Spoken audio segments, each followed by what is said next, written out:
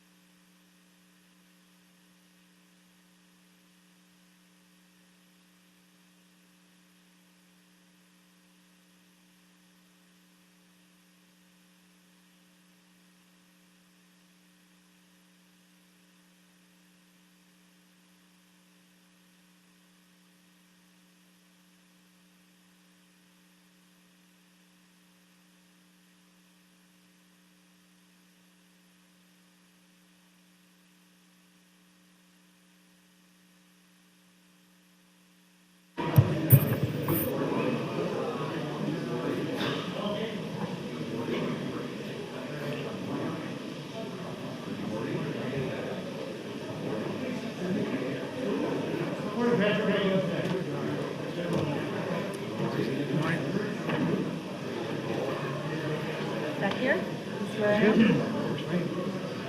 Oh, unless you want to be the side? I don't know. Yeah, I do. As a matter of fact. And I'm not staring at. Members of the 107th Legislature, I present to you the Governor of the great state of Nebraska, the Honorable Pete Ricketts.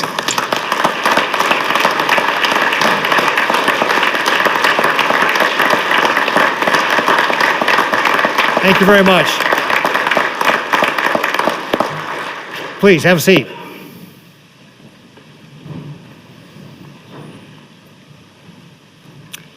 President Foley, Speaker Hilgers, members of the legislature,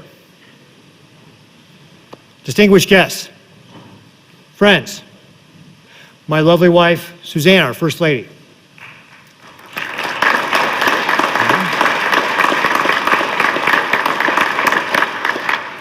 Fellow Nebraskans, good morning.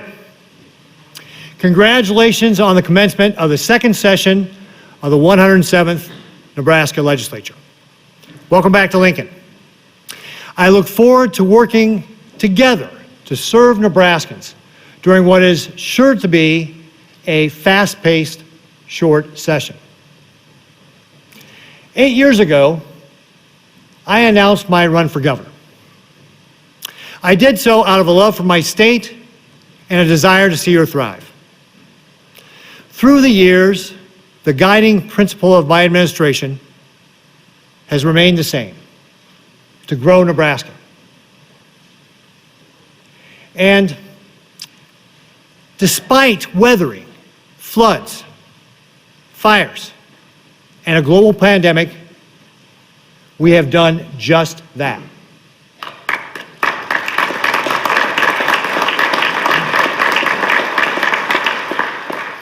In the face of unprecedented challenges, the state of the state is strong.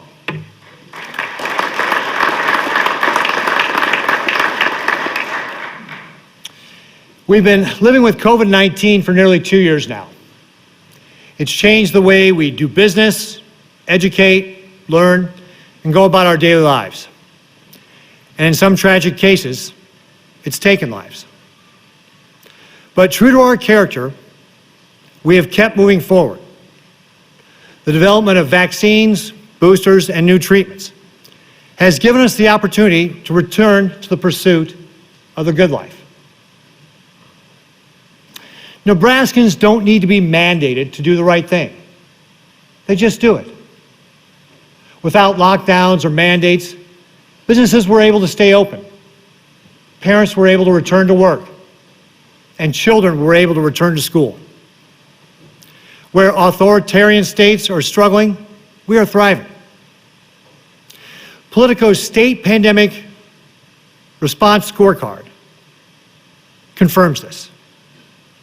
An in-depth independent analysis of all 50 states shows that Nebraska weathered this storm better than any other state.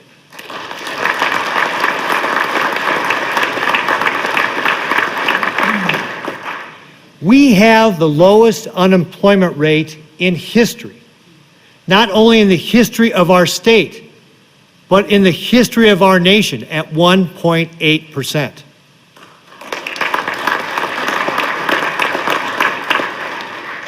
Last November marked the third month in a row where 1 million Nebraskans were employed. And our manufacturing sector has come roaring back. In fact, there are more Nebraskans working in manufacturing today than pre-pandemic. Our economic successes are a testament to Nebraskans' desire to work hard and earn. From teachers to truck drivers, mechanics to medical professionals, from farmers to fast food workers and every profession in between. The state's women and men invest their time and effort to better their communities and support their families. Last year, we supported their work and helped them grow Nebraska. Thanks to the leadership of Chairwoman Linehan, and the Revenue Committee, the 2021 session ushered in a historic level of tax relief that will deliver $2 billion to Nebraskans over the next 2 years.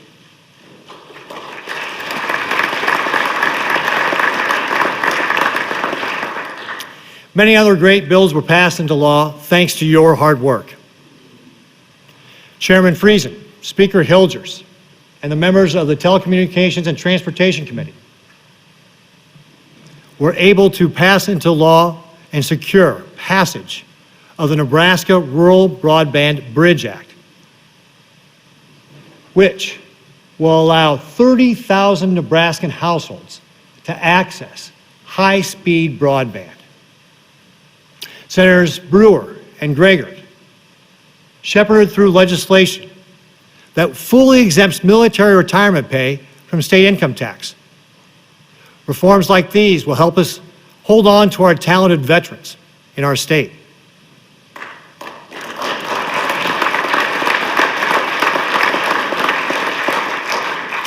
All of this and more was accomplished while responsibly managing state spending and limiting expenditures to only 2.4% growth.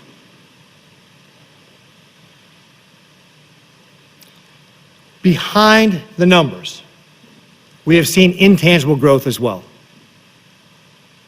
Throughout Nebraska, our people's grit, drive, and selflessness was on full display in 2021. From North Omaha to North Platte, folks stepped up to solve problems in their communities.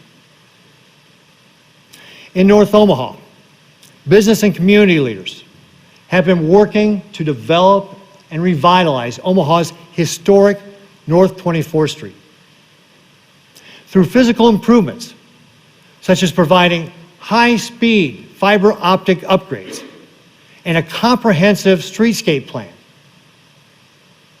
The project's work promises to bring businesses and customers back to the area.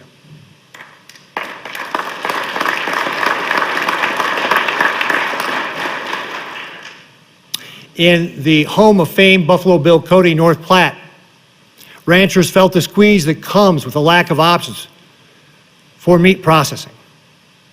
Instead of accepting the status quo, David Briggs and others launched Sustainable Beef, a beef processing company, to bring about the opportunity for ranchers to have more opportunities that will also provide 900 jobs to North Platte community and over $1 billion in annual revenue. And more importantly, Nebraska's ranchers will have more options when they run their businesses.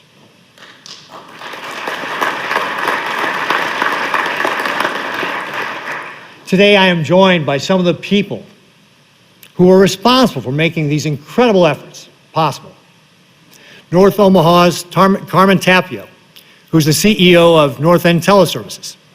Pastor Ralph Lassiter, one of the leaders of the North 24th Street Business Improvement District. And David Briggs, CEO of Sustainable Beef. Please join me in welcoming them.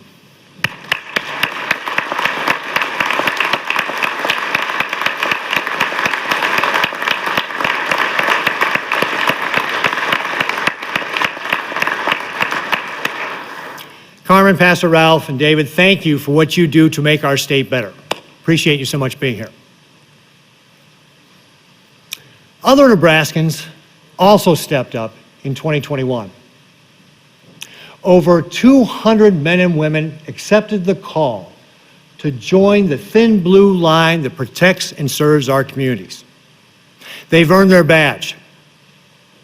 They were trained, challenged, and tested, thanks in part to the work of instructors at the Law Enforcement Training Center in Grand Island. We are joined here today by the Director of the Law Enforcement Training Center, Brenda Urbanek, and the Deputy Director, Mark Stevenson. They work hard to make sure our men and women in blue are prepared to respond to the unique challenges of their communities. Brenda and Mark, thank you for what you do for our state.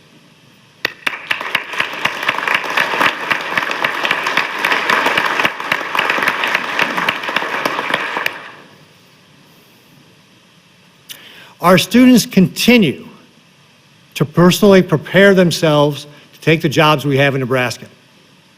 We enter 2022 with over 3,900 Nebraskans who are enrolled in registered apprenticeship programs throughout the state, including in our 6 great community colleges.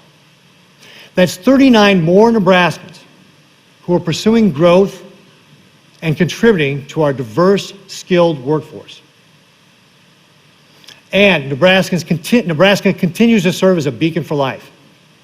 This includes the amazing aid our crisis pregnancy centers and other organizations provide to new mothers and their babies. It also includes the work our people do for some of the most vulnerable in Nebraska, born and unborn.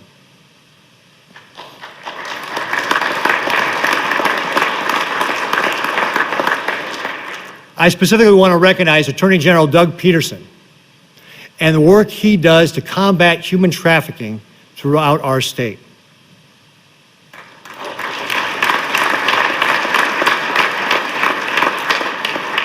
During his tenure, the state of Nebraska has prosecuted 76 sex trafficking crimes, holding accountable those who are exploiting the vulnerable and delivering justice for the citizens for the victims of this modern-day form of slavery.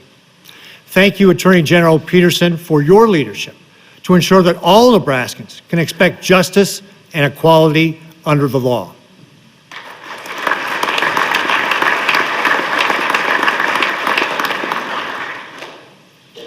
We must also recognize the doctors, nurses, and healthcare professionals whose stalwart selflessness and excellent care have helped us weather this pandemic.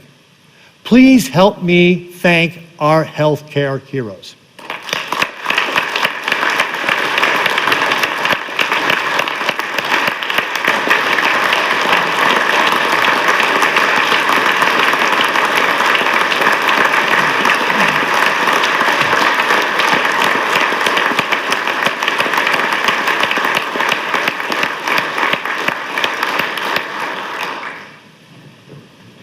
We have come a long way in a year, but there is still much work left to be done. Work that will require everyone to pull together for our state and continue to allow us to thrive. This legislative session, there are 4 priorities that we must accomplish to keep Nebraska strong and growing for years to come. It's not likely to surprise many of you that I am going to start with tax relief. It's been a staple of my budget recommendations every year. I was elected on the promise that I would deliver tax relief for Nebraska. It's what the hard-working men and women of this state deserve, and given our current financial situation, we must deliver. Last year, we successfully passed a 2-year budget that set the priorities for this year and next. While there are opportunities to fine-tune this budget,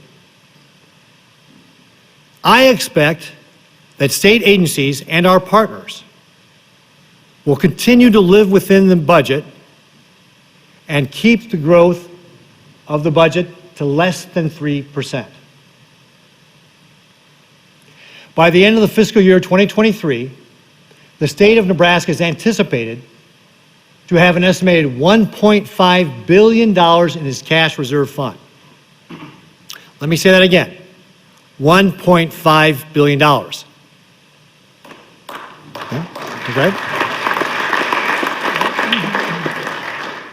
Folks, this is the people's money, and we must support tax relief that puts this money back into the pocket of the people. To start, we can take this session to build on the reforms from last session and accelerate the work on the Social Security taxes that was done last year and implement the exemption of those Social Security tax exemptions to 5 years rather than the current 10-year period.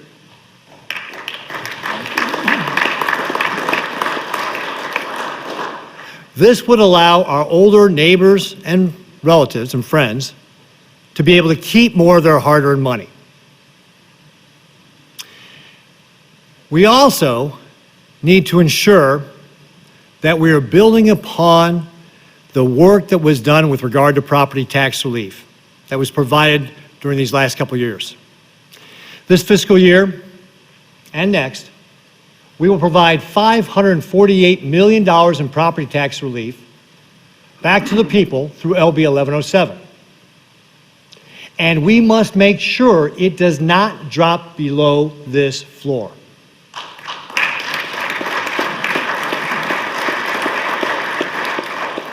Finally, over the next 5 years, we must reduce the top individual income tax rate by 1%, from 6.84% to 5.84%. For those who may try to brand this as a tax cut for the rich, I challenge you to ask the Nebraskans making $33,180 a year, or families making $66,320 a year, if they feel rich. They make up some of the 418,900 Nebraskans in this tax bracket who deserve relief. And we can offer that relief while aligning the job creator taxes to this new reduced individual income tax rate as well. It's also imperative that we remember that our duty and responsibility to protect the public safety. After all, we need to remember, people are our greatest resource. There are several opportunities in this session to strengthen our commitment to keeping Nebraskans safe. Historic agreements were struck to provide substantial pay increases for our 24/7 public health and safety professions. This will help us attract and retain quality correctional teammates. We've already seen a 5-fold increase in the number of applicants to the Department of Corrections since this announcement was made.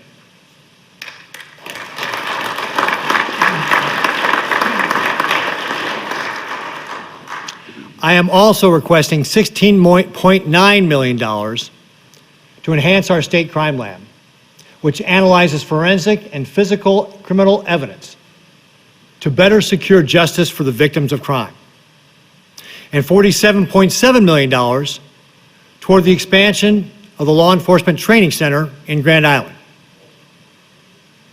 And finally, we must fully fund the modernization of the Nebraska State Penitentiary. The existing penitentiary was built over 150 years ago.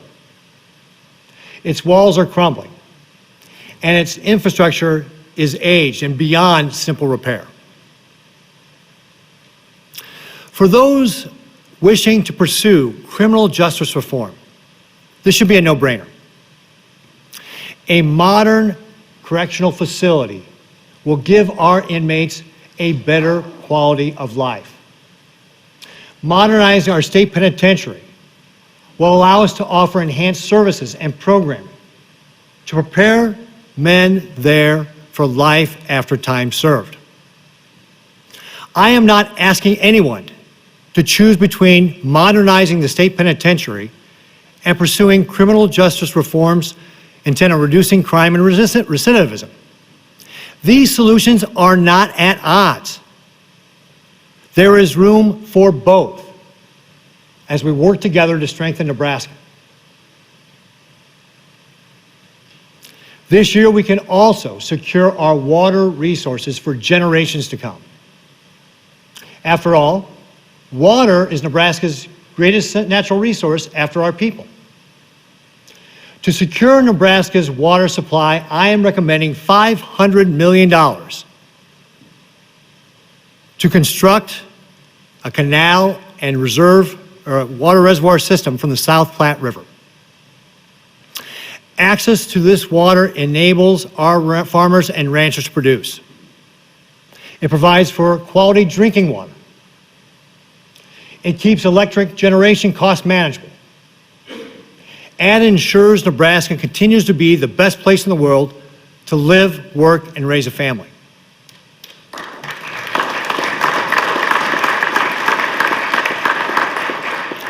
If we fail to secure our water supply from the South Platte River, we could expect that over 90% of the water that comes to us from Colorado would be reduced.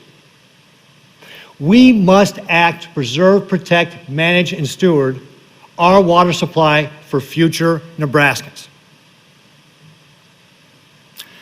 I am also requesting $200 million be allocated to the projects presented by the Star Wars Special Committee. I am not going to try to explain Star Wars to you. I'll let the speaker do that. These projects will also secure our access to water, and they provide the additional promise to grow the good life in tourism and recreation.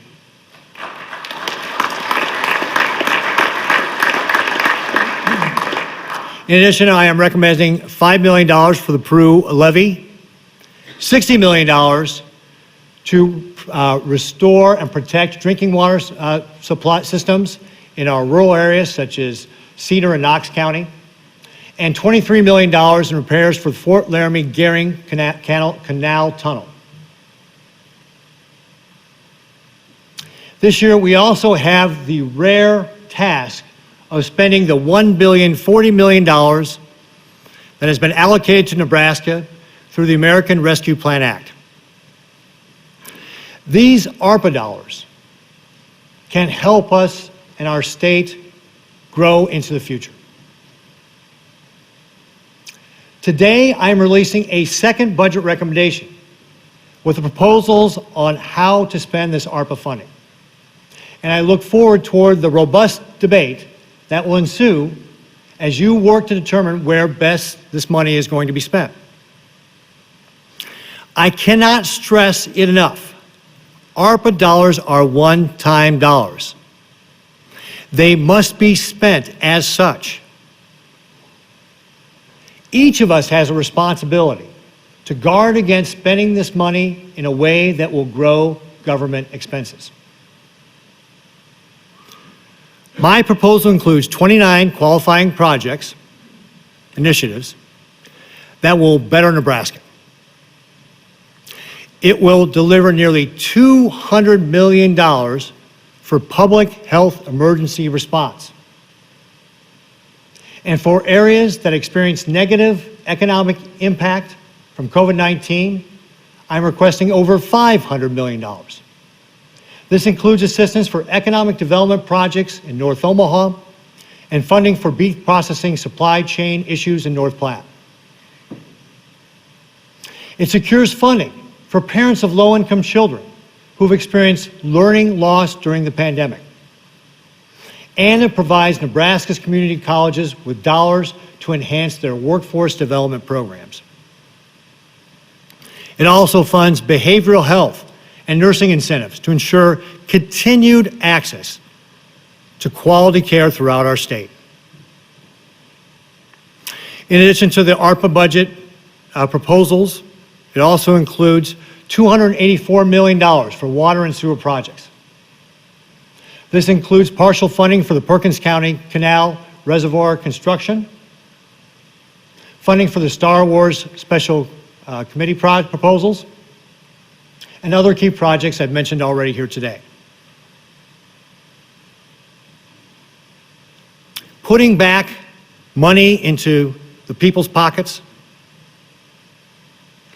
protecting our public safety, securing access to our natural resources, investing in one-time projects that will enhance our state.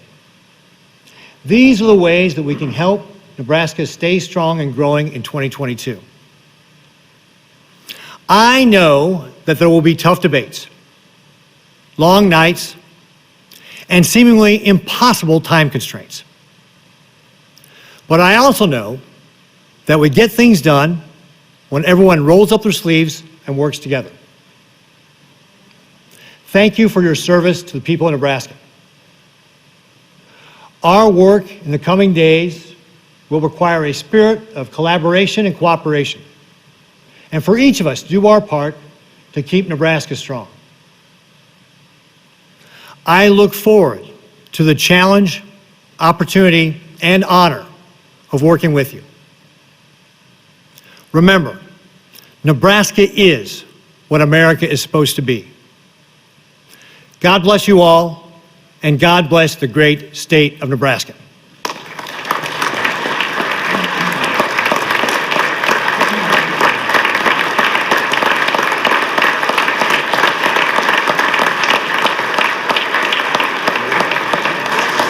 Thank you, Governor Ricketts. Would the escort committee please assist the governor and the First Lady?